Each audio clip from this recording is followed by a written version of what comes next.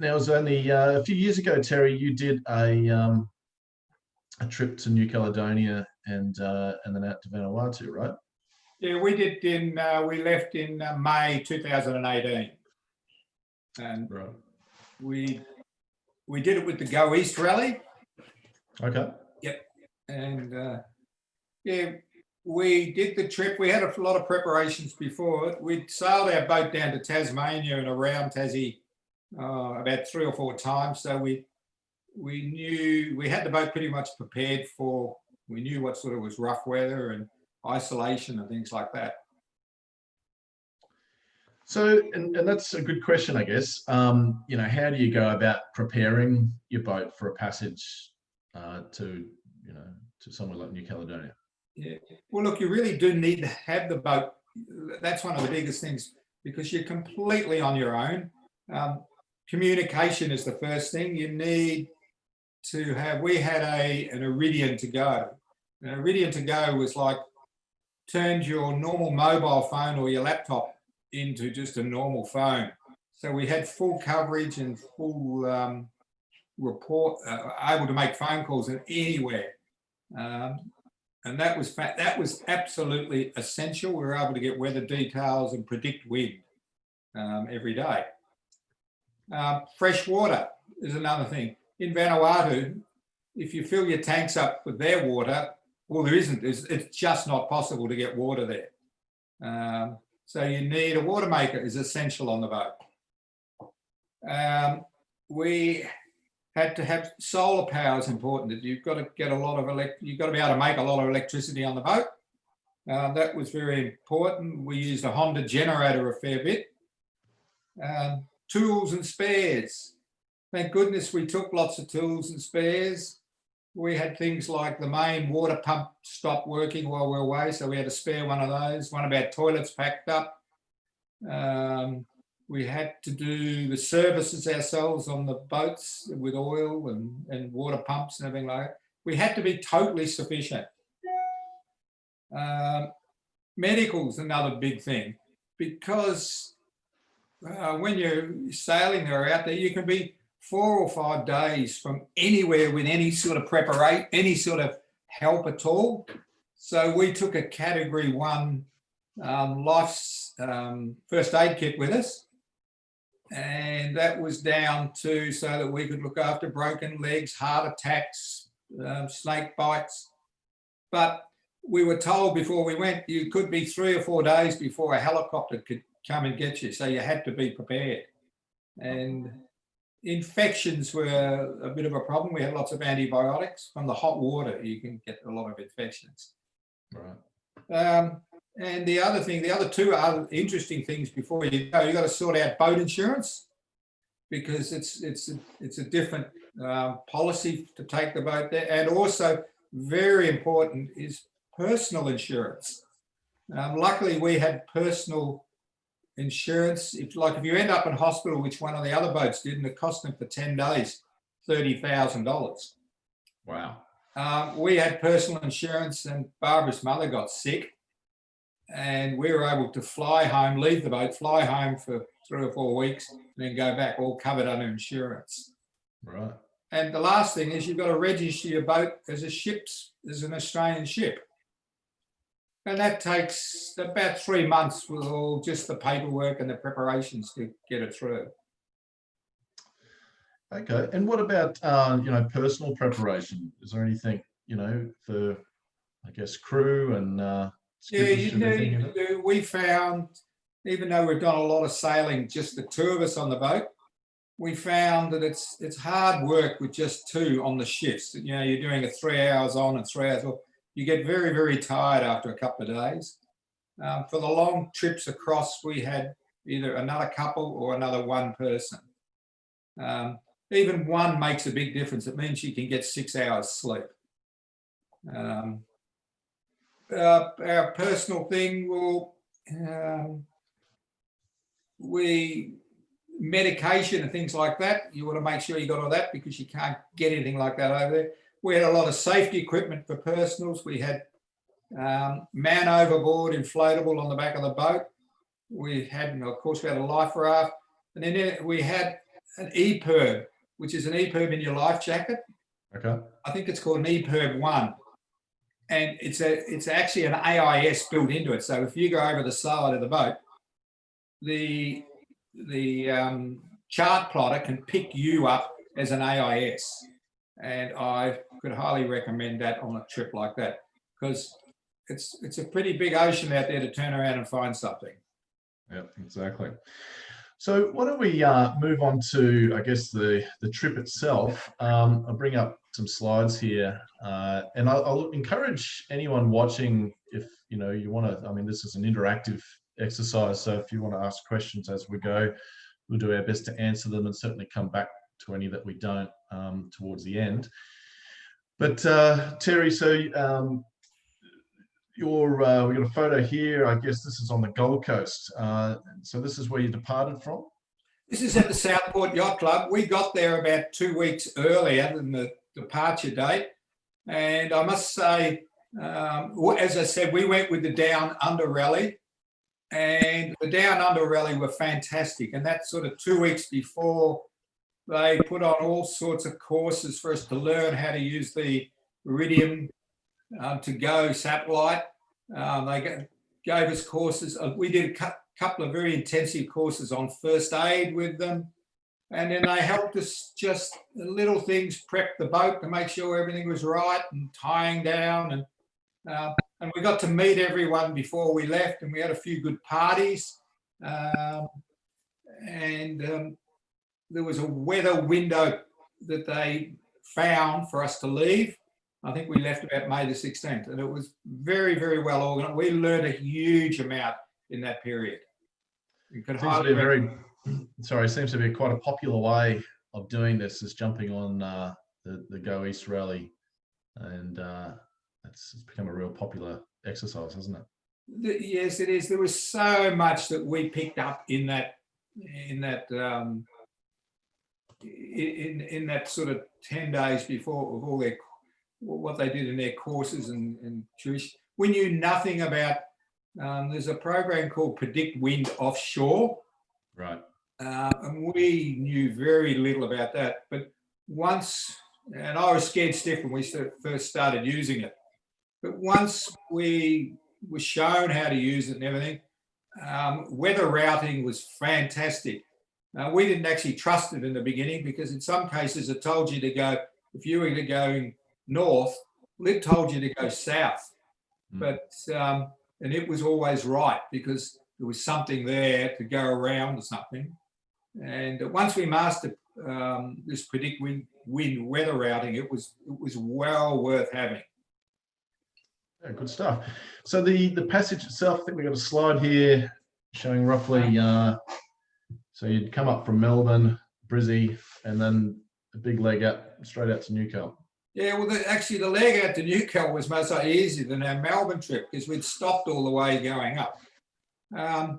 We left early one morning, all of us. We left at about 7 o'clock in the morning and went out the entrance there. It was very interesting. Within the first 2 hours, we'd all spread out, and we couldn't see any other boats within 3 hours. The interesting part going across, our weather, we never got any wind stronger than about 25 knots, but off the coast of Brisbane there, and I think you can see them on the map, you go over what's called the sea mounds. And the sea mounds are very big mountains under the sea that 1 minute you might be in 80 meters of water, and then you'll sail, say, half a mile or half a mile, then you'll go to 4,000 meters. Wow. And then a bit further on, it comes up to 80 or 90 meters. So the current coming down, going over the mountains, makes the water very turbulent. It was like a washing machine. You were thrown and bounced about. We did that for about 2.5 days. And then it was just a reasonable sail all the way to Noumea. We got winds in lots of different directions. I must say, when we got to Noumea, it was such a lovely sight, because Noumea is surrounded by a reef that goes It's about 10 miles offshore, and it's totally protected. And once we got in through the entrance, it was just such an amazing experience. Yeah. So Terry, so it's about 800 nautical miles. So how many days did it take you in total? It took us 5.5 days. Right, right. And the winds you had, you said from various angles. We had sou'easter most of the way, and then and because of the sou'easter, we laid the rum line, and then all of a sudden we must have got a nor'easter, which pushed us off our rum line, and but yeah, we've got a few different winds. One interesting thing, we only saw one other boat in the whole trip across, I think on about our third day, and it was a Seawind 1160, and we literally had a port and starboard with them, and that was about the only other boat we saw. Right. So did you have to call starboard on? I think they called starboard on us. Yeah. Very good. So we've got a photo here of Port Vincent. This is yeah, that was an amazing place. Port Vincent, we went up the coast, going northeast a little, or northwest a little bit. It's up the coast about 40 or 50 miles, and it's a huge big bay that goes in, or 3 or 4 bays, and it goes in right to the base of the mountains. Right along Ymir, there's this huge big knuckle of a mountain range. And this bay goes almost into the mountains. Now there's a marina right up in the top corner that we'd heard about, and we left the boat in there. It was a lot cheaper to leave the boat when we had to go home, and it was a fantastic little French marina. Right.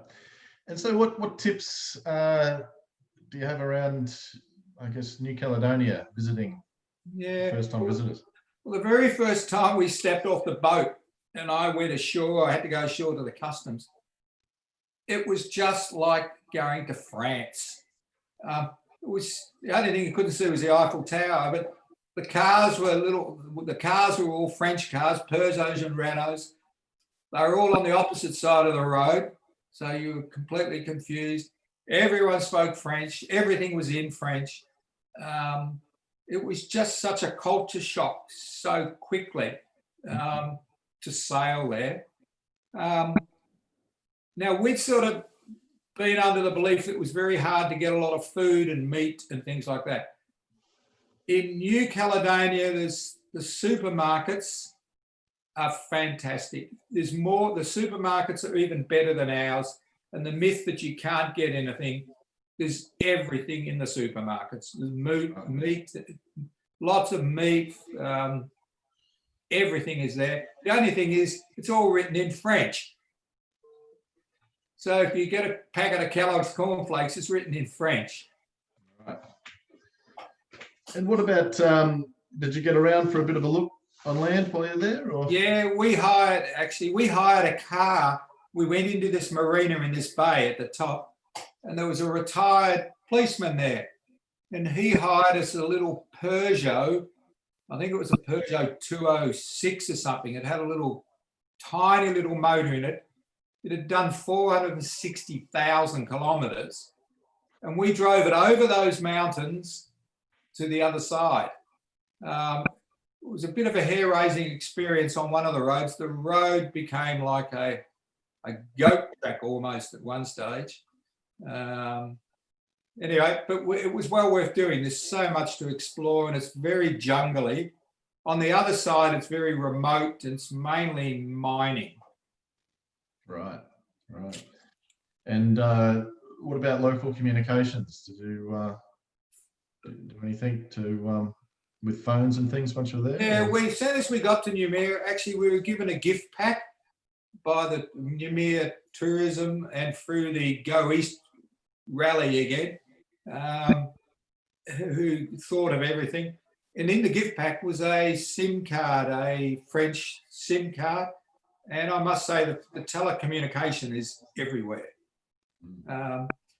We could get Wi-Fi too in the main market near the marina, and at the Marina Yacht Club we could get Wi-Fi, so that was good. Their beer over there is very cheap, and their beer is good beer. So we topped up on all of that. We explored around Noumea and went south down through the Woodard Passage, which is a big passage between some islands, and that's very interesting down there. And then we went down to the Isle of Pines, and the Isle of Pines is a must to go to. I think this there you can see now, that's the beach, I think, down on the Isle of Pines. The water is, well, everywhere in Noumea, the water is absolutely crystal clear. That's the Isle of Pines, one of the beaches. Now you'll notice there, see the dog? Dogs are everywhere. They're wild dogs, or I don't know who has them, but everywhere you go, these friendly wild dogs. We had one dog adopted us, and we walked up to the top of the mountain for the day, and this poor old wild dog walked up with us, and it was pretty tired by the time it got back. But beautiful, beautiful beaches in the Isle of Pine. There's the old prison there. You can walk and see the old prison where from the French Revolution, all the political prisoners were sent to this prison in the Isle of Pines. And that was fascinating to go and see that and walk through the prison, and it's in real ruins, but amazing that, you know, people like judges and doctors all got sent there. Right. And there's a bit of a resort there, isn't it? Oh, there's a sort of a resort. That was a hotel, and there was a little resort behind it, yeah. And that's the colour of the water. The water is just amazing. Okay. Got a question here from Peter. He says it's quite difficult and expensive to buy grog. Did you find that? No, we found it really did. The cheapest spot to buy beer was when you go into Noumea at the marina at the petrol. As you go in through the breakwater, there's a big petrol bowser come shop and everything. We found that was the cheapest place to buy our beer, and you'd leave them a bag of your laundry, and they'd do your laundry too for a very cheap price. Right. But the Noumea, the beer we found was very cheap and good. When we were leaving, we were able to buy duty-free alcohol, and it was very cheap. I think a bottle of rum was about $24. Okay. That is cheap. All right. But was it Bundaberg? Yeah, it was Bundaberg. Oh, no, it was Captain Morgan. Oh, that's all right. That's all right. Okay. So from New Caledonia, so the next stop was Vanuatu. You want to tell us about the passage? Yeah. Just before we leave New Caledonia, when you enter New Caledonia, you've got to do your customs in, and they give you so many days. I think we had a 90-day visa. But when you leave, you've got to come back to New Caledonia and hand your forms in, and then leave within 24 hours. So it was a bit difficult if you were exploring around the whole of the country. You always had to come back to New Caledonia to leave. Anyway, we put all our paperwork in and left, and we went down to the Woodard Passage, and then we headed across. It was about a 200 nautical mile sail across to the bottom of the island of Tanna, which is Vanuatu. And we're here, the picture you've got here now. This is our first destination into the island, into Vanuatu. This is Port Resolution. Port Resolution is a narrow entrance bay that opens right up, and it's an amazing place. On the left-hand side, is the base of the volcano that goes straight up. There's a village above where Barb's head is. Above Barb's head, there's a village there with a yacht club where they're very friendly and everything. The water in this bay in some spots was too hot to swim because the volcano vents the hot water into it down in the bottom corner. And that's exactly as it looks as Captain Cook went there. If anyone read Captain Cook's journals and everything, Captain Cook spent a lot of time in Port Resolution. And we stayed there for about 10 days and did lots of exploring all over the island. You'll see in some pictures to come how we got around and what the transport system was. Jack Sparrow in one of the movies of the Pirates of the Caribbean, that little hut up there was in one of the huts, and Jack Sparrow something stayed in or something. But that's the yacht club in the background. Oh. In the villages, they welcomed us with open arms into the villages. There was one villager who had a little coffee shop made out of local Tanner coffee, and it was fantastic. We used to go there every day and have a coffee. There were little wild pigs. Just go back a couple. We jumped a couple. There, that's the volcano at Tanner. Now, on the other side behind that is Port Resolution, right down to the water. Right.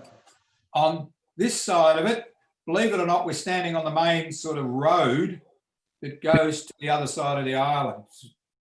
Now, you could ski. Actually, people told us they'd walked up there and skied down on skis. It's a very, very fine, it's like a very fine sand.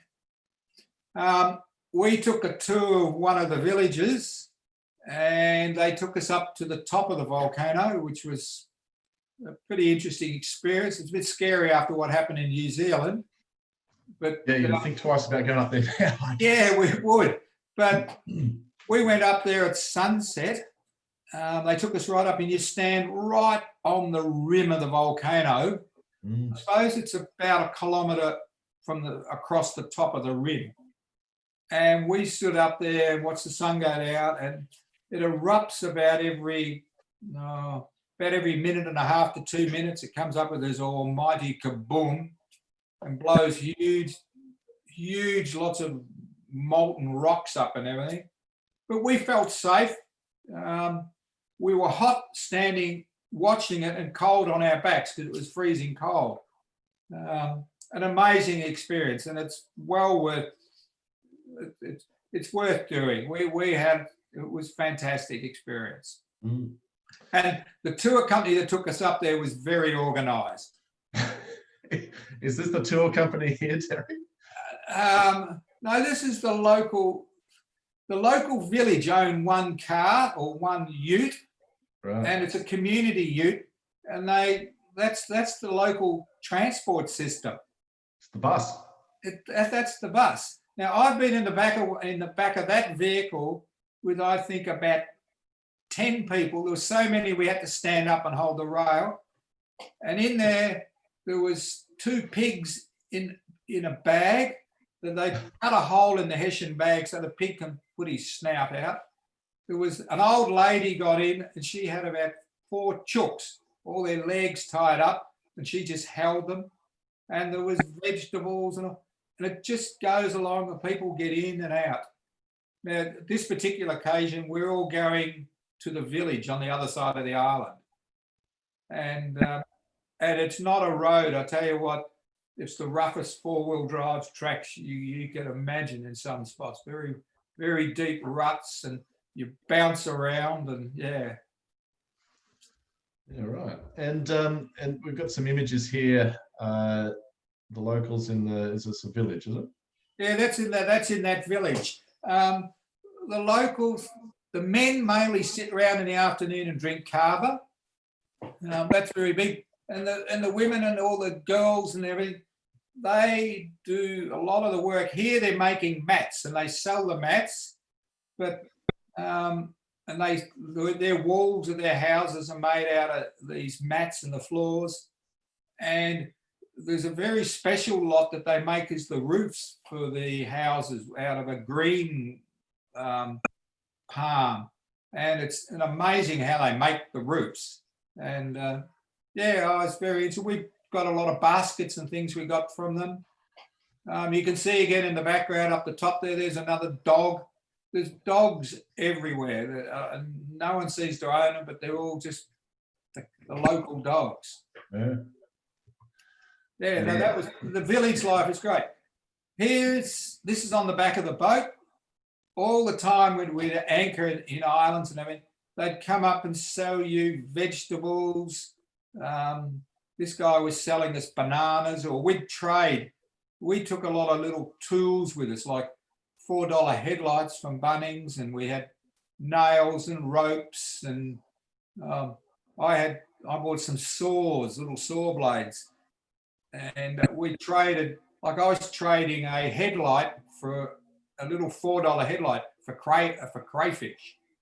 And they come up and sell you all these vegetables, and sometimes the boats had no freeboard. There was so much on it. It was like a little floating market. Yeah. Yeah. We got some photos of the market in town. Now, this is the adventure part of going into the towns. And this is a very modern market. It's got a roof over the top of it and everything, and nice and clean. Some of the markets are just out in the ground in the villages, but the food is very good.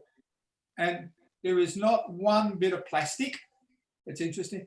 If you can see down there, Barbara's feet there, there's woven baskets, and in the woven baskets are the bits. So if you buy potatoes, you get a woven basket that comes with it.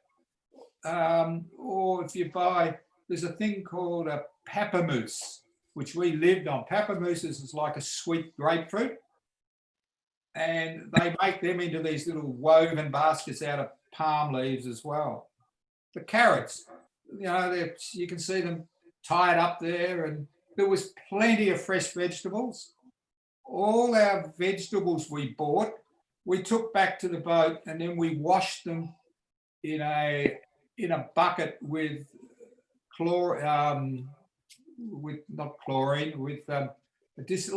bleach. We washed them in a bucket with bleach and let them soak there, just mild bleach. And so we never actually got sick ourselves on the whole trip. Right. We got some wrecks here.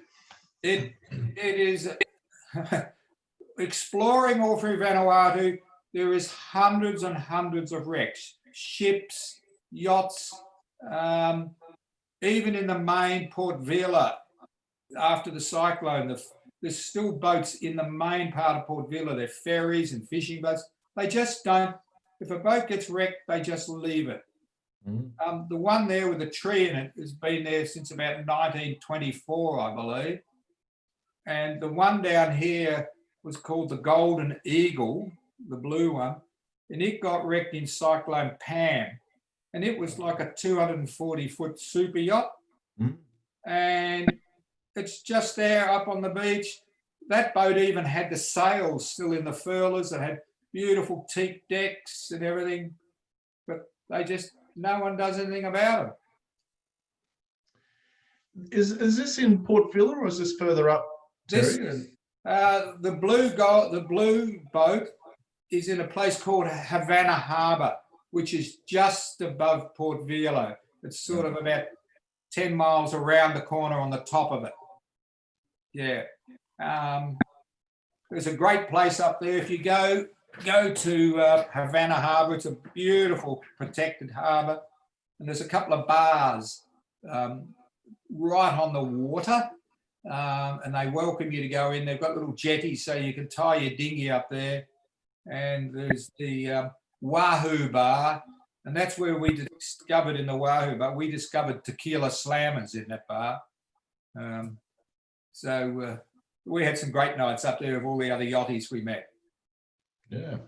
I spent a little bit of time over there a couple of years ago scuba diving on the President Coolidge up in... yeah, we went up. We'll come to that in a minute. Yeah, that's up further north. Yeah, it's amazing. Yeah. Amazing area there. So there's all the kids. This is an island we got invited to for dinner. and we had to drink all their kava first. You can see the crayfish we got. Barb's holding up the crayfish. They'd even cook them for us and bring them out. And I think we paid about $10 a kilo there for them. Wow. Yeah. And that's the sort of hut they live in behind. It's a mixture of tin and also they'll make their housing out of all sorts of things. Yeah. Normally on the islands, there's very good schools. The schools have been built out of Besser brick block type things, and education is really high for them. All the kids go to school, and education is a big thing, even in the middle of nowhere. Now, one other interesting thing is that telecommunication, Australia and France have put towers through the whole of Vanuatu. So anywhere in the most remotest places, you can get telephone reception. Is that right? So in 4G, it was in 4G, yeah. Wow. We were amazed. And you just use their local SIM card. Now, we met all these tribes guys here. They were doing their dance. As one of them said, if you'd come here 60 years ago, he said, you would have been our dinner. Yeah. So because up until about 60 years ago, they were still practicing cannibalism. Yeah. Wow. And so they put on this dance for us. There was about 6 or 7 yachts that we anchored in their in their bay, and they put this on for us. It was a good night, yeah. Now this is going further north up onto the Espiritu Santo. And this is, I think, where you were. On the east coast of Espiritu Santo, up the coast, there's all these protected islands and everything with amazing beaches and everything you can get to in the boat. But there's also these rivers you can go up. And in the middle one there, this is us going up a river for about 4 or 5 kilometres. The jungle is so thick it grows over the top. The water is so clear you can see as clear as anything 6 or 7 feet down. And they come to these blue holes. And there's us up at the blue hole. And that blue hole would have been 30 feet deep, and you can see the bottom is as clear as anything. Wow. Question here from Peter. Question around whether pens and pencils are good items to trade. Yeah, anything for the schools. Yeah, we had colouring books and pencils. They're a very big thing. Colouring books, pencils, books to write on and things like that. Yeah, anything for the schools was really big. We had school hats too, little peaked hats we gave the school kids. Very good. Medical stuff too. These on the islands, they've got sort of primitive hospitals and things, and they don't even have electricity. So we gave the doctors headlights because he said it was very hard delivering babies in the middle of the night, without light.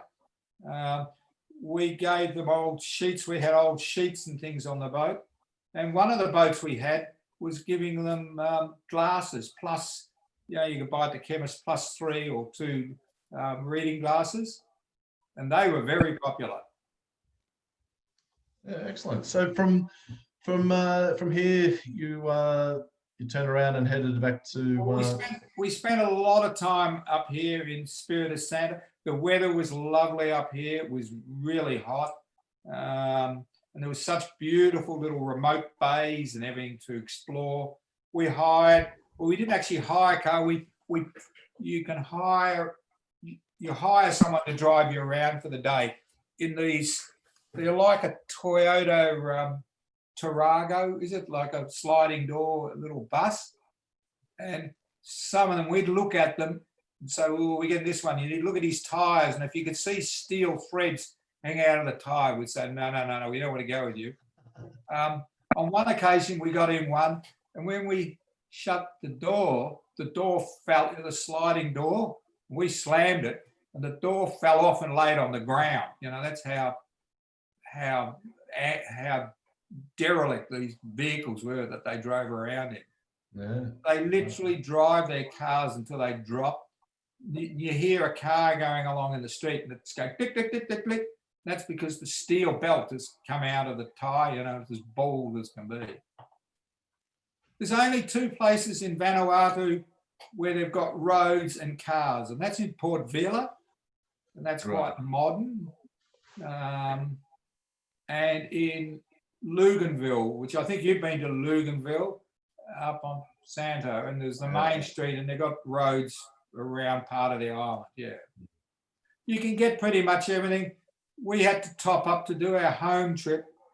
We had to fill the boat up with fuel, and the only way we could do that was with jerry cans, and we'd organise someone would hire, we'd get them to come along with a truck, and so we'd all get in the back of a flat tray truck and just sit on the truck and go to a petrol station and fill up the jerry cans, then go back to the beach and ferry them out to the boat. It took us, you know, there was about 4 or 5 boats, and we all pooled our jerry cans, and we did that for 2 days so we could fill all the boats up. And you just sit on the back of a flat tray, old tray truck and drive to where you could buy fuel. You had to be very careful buying fuel because some of the fuel was contaminated and dirty. So we bought it, we found sort of good petrol stations, and we filtered the fuel that went into the boat as well. You can buy, which was recommended by the Go East, by John Hambro. You can buy a little filter that filters the water out. So you were filtering fuel into jerry cans, then transporting. Well, we'd filter it. We'd go and get the jerry cans filled at wherever they were, the major petrol station, and then we'd take it back to the boat and we'd filter it when we were pouring it into the boat. Right. Yeah, because the main problem was some of their fuel had water in it. We'd never buy any fuel from the natives on the things. They'd just sell it in wine flasks and stuff like that on the island. So you had to be very careful with stuff like that. Water, we still had to make our own water because you couldn't get water anywhere. Right. And in Luganville, the main part of where Luganville was where the Coolidges, where you went diving at $1 Million Point.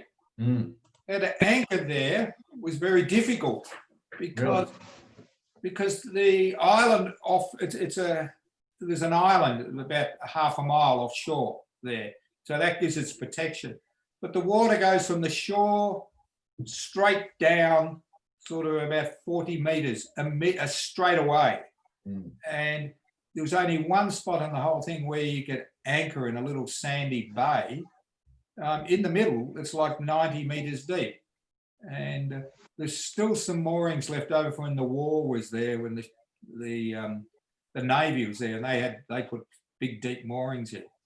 But we dived on $1 Million Point, and it was amazing. You'd swim off the beach 20 metres, and you could see ships and tanks and trucks and everything just all laying on their sides.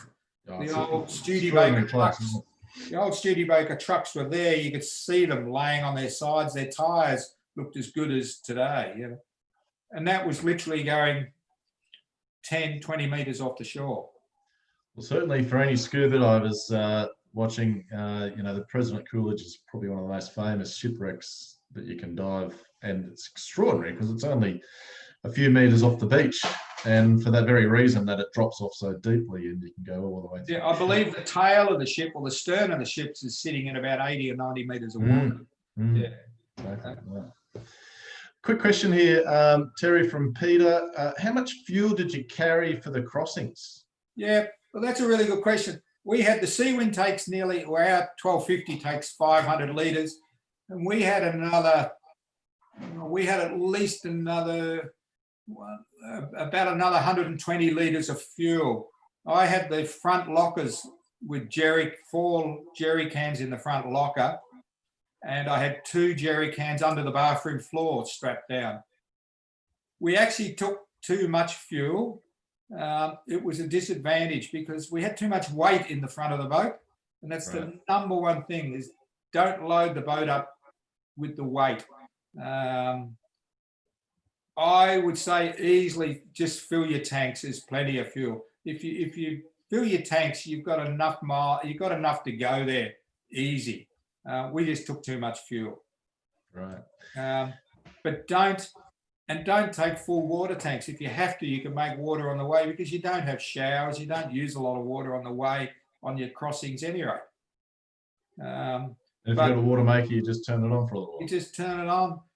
Definitely do not take a lot of fuel or a lot of load forward of the mast. Because when we had the big seas or the choppy seas, the boat was always pushing down at the front. And I've heard of a lot of other people who said exactly the same thing. So keep it as light as feasible. Yeah. We had 80 or 90 meters of solid chain, 10 mil chain. And did you find you using that? Yeah, we used it sometimes. Sometimes we had to anchor in 30 meters of water, and you used. Yeah, there were occasions we used a lot of chain. Yeah. Okay. And I got a question here from Edward about sails. G'day, Edward. What was your favourite or your must-have sails for the passages? Well, we took the spinnaker, and I think we put the spinnaker up once on the home trip. Right. We thought we'd use it a lot, but it was a waste of time. I had a screecher. We didn't use that. Look, most of the time, once we got there, we just sailed around with a jib and a main. On all the crossings, we reefed the main down to the number 1 reef when we were crossing. And we had a rule at night. Every night, we would reef the main down. Sometimes we'd pull it down to the number 2, even if there wasn't any weather predicted. But it was easier if something got you in the middle of the night. It was easier if you had your reef in, and you might have lost a couple of knots of speed. So I guess you got plenty of trade winds there blowing. The trade winds blow. They build up in the afternoons. Yeah. So your little self-tacking jib. The self-tacking jib was the way to go. I had an old one I took, and I didn't want to take. I got a good carbon one. I didn't want to take that, and it doesn't matter. You're just cruising along. Yeah. But did you have a storm sail at all? No, we didn't. That's why I took the old jib, and if we had to, not that we did over there, but on the way home we did. You just wind the old jib in, and you can have 25% of it out. It still does the job. Yeah. Yeah. And what about things like drogues and? We had a drogue on board. It's about a 2 meter drogue, but I've never used it. Yeah. I would suggest from our sailing trips to Tasmania and everything, when we've got really bad weather, we've used the boat in the hove to situation. Yep. Where we just hove, and the boat hove to very well. And we found that to be by far the better way. Seems to be a common theme that a lot of the Seawind owners in real bad stuff, hoving to's easier and just reliable. So it's probably a good technique. It's a good way, yeah. Our trip home was interesting. So let's bring up, we've got a slide here. Where are we? Chesterfield Reef. So you stopped there on the way back. Well, our trip home, we left Espiritu Santo, and it's a 250-mile sail, nautical mile sail to the Huon Reef. And Huon Reef's out in the middle of the nowhere on the top of Vanuatu, on the top where you can, Huon Reef is our first stop up there. We sailed there, and we had a good day out there. We had a good sleep and everything. And you can get inside the reef, so it's very protected. Then we sailed another 250 nautical miles to see the green cross there. The green, that one there. That's Huon Reef. Right. No, sorry, that's that's not Huon Reef. Chesterfield is this one here, further down the track. Yeah, and that one there. Now, that dinghy picture is taken in Chesterfield Reef, inside the reef. There are the 3 boats of us out there, and that's inside the reef. The reef is a big V. It's about 80 nautical miles long, and you can get inside it. There's islands that are about 2 meters high on either side. And the water is absolutely crystal clear. The bird life was amazing. There were turtles coming up the beach. The only thing you had to be careful of swimming around in the water, out where the boats were, there were black-tipped sharks, quite big ones. So we were pretty careful swimming around. We swam around in all the reef just behind us there in about 3 or 4 meters of water. I was always looking behind to see what was there. Barb had a big boat hook out the front in case we saw, but we didn't see any sharks in there, but we saw lots of turtles. Chesterfield Reef is an absolute highlight of the trip. Really? Where you're 500 miles from anywhere, and it's just such an amazing place. As we were leaving, we heard this incredible roar. It sounded like a train coming. And I looked out under the solar panels at the back of the boat, and there was a jet coming straight at us, just above the water. And he came and zoomed over the top of us and then did a big sort of roll and came around again and called us up. And he knew the name of the boat. He says, "Whiskers, Whiskers." He says, "Please declare yourself," in a French voice. He said, "This is the French military here. What are you doing?" You know? And he just wanted to know who we were. Well, we knew the name of the boat. He'd seen us. Who we were, where we were going. And we just said we'd come in here for a rest. And he said, that's okay. And he wanted to know where we were going. Our next port was Bundaberg, and that was it. But the French know exactly all the time where you are when you're in their waters.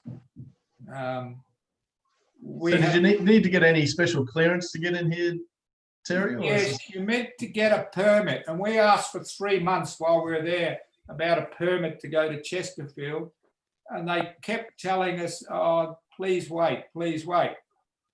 Anyway, the week before we left Vanuatu, we asked them again, and they didn't give us a permit, but they sent back maps and everything of the areas in Chesterfield Reef where you weren't allowed to go. So down the very end, you weren't allowed to go. So we thought, well, okay, well, we won't go there. The others must mean we can go to the other spots, which we did. And but the French know exactly where you are all the time. We had French frigates. We were in the middle of nowhere that would come up, you know, within 2 miles of us and call us up. And so, and then our trip from here back to Bundaberg was the absolute fantastic sail. It was about another, I think it was about another 600-mile trip back. The breeze, we had a sou'easter. The breeze was about 15 knots, flat water, auto helm all the way with cocktail drinks every night on the front deck. It was a great sail back. Champagne sailing. Excellent. We had a quick question here from John. Thanks for joining us, John. What time of the year was this? I don't think we actually covered that, Terry. Well, we left in May, and we came back right at the end of October. I think we had to be in Australian waters for our boat insurance by November 1. For cyclone season. Yeah. We had to be back inside Australian waters on November 1 because of boat insurance. Right. And we came back to Bundaberg. It was interesting. There were lots of boats all coming in. Every day there were about 6 boats, a lot of American boats, French boats, English boats. They were all coming back into Bundaberg. We met so many different other people with lots of kids on board. We met a family, a Swiss family that had sailed from England all the way on a cat. They had 4 kids. We met them. We met New Zealanders.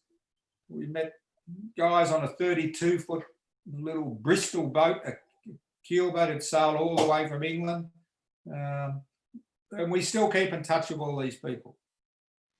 An interesting point, coming back, the red triangles on the chart there, they're all reefs. You think you're out in open water and you can just set your course and go. That part of the sea there, that part of the coral sea is full of reefs. Some of them might only be 200-meter reef. It's the top of mountains, but we had to be very, very careful and zoom in on our chart plotter, very detailed, because these tiny little reefs were there. So if you just set your course and said, I'm going from here to here and didn't really zoom in, you could easily run against one of those reefs. Yeah, wow. Excellent. I think that's brought us to the end. Anything else to add? Any other questions? Now's the time to ask anyone watching. But yeah, anything else to add, Terry?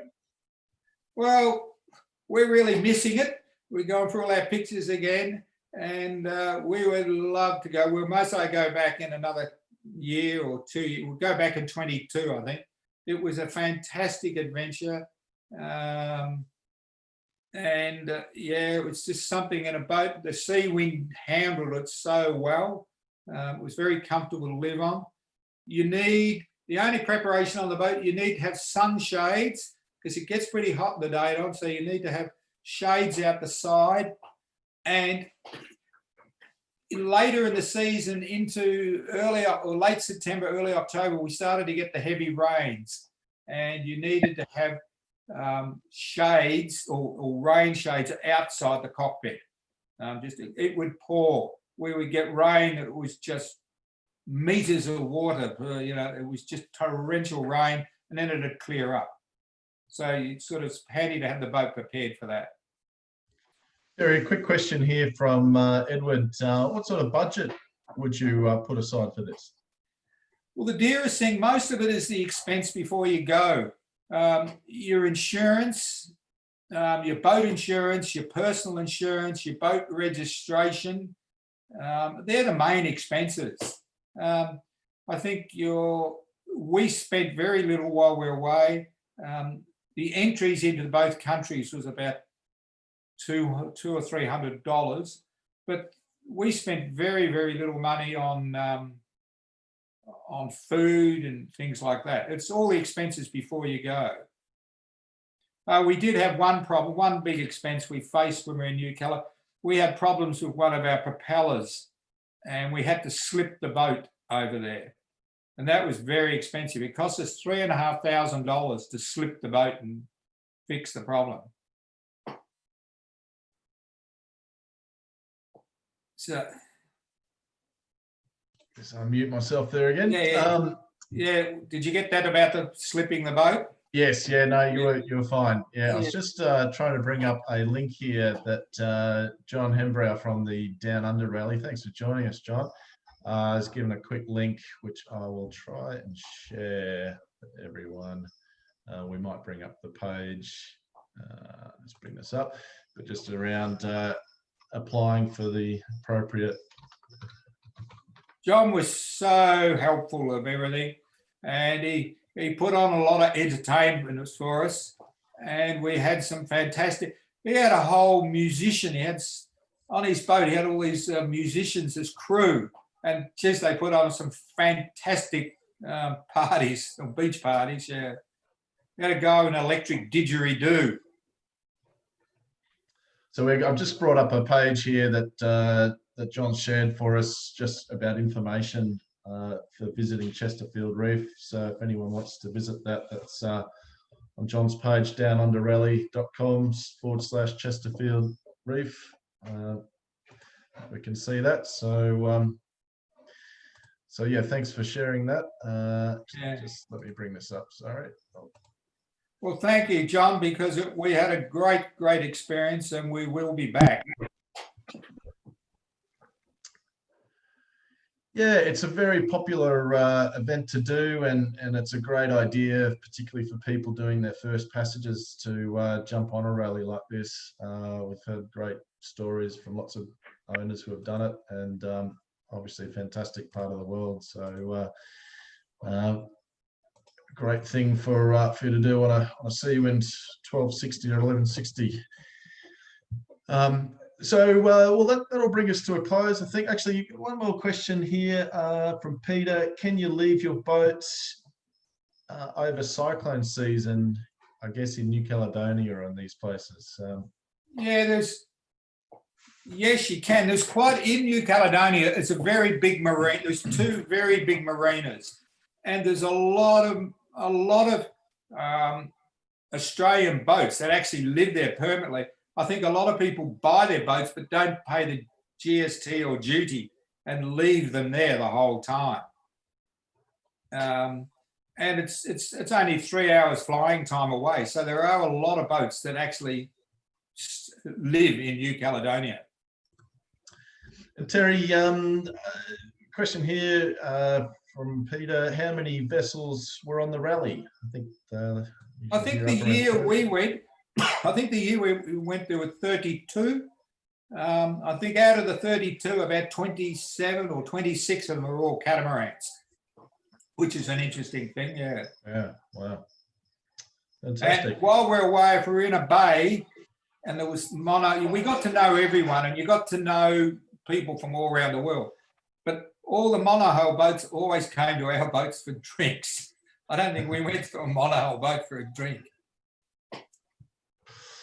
That's might have been the amount of rum you had on board, Terry. Yeah. Oh, one thing, when we left Vanuatu, Port Luganville, we went to we found a duty-free shop, and you could buy Bundaberg rum, whiskey, gin, $16, $17 a bottle. Right.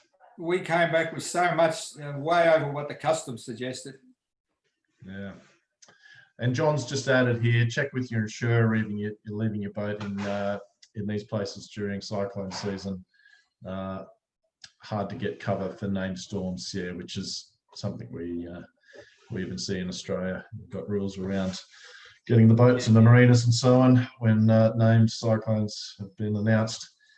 We can help with insurance too. We do work with groups like Containius for blue water insurance. So if anyone has any more specific questions around that, get in touch with us. But I think we'll bring it to a wrap there, Terry. Thanks so much for your time.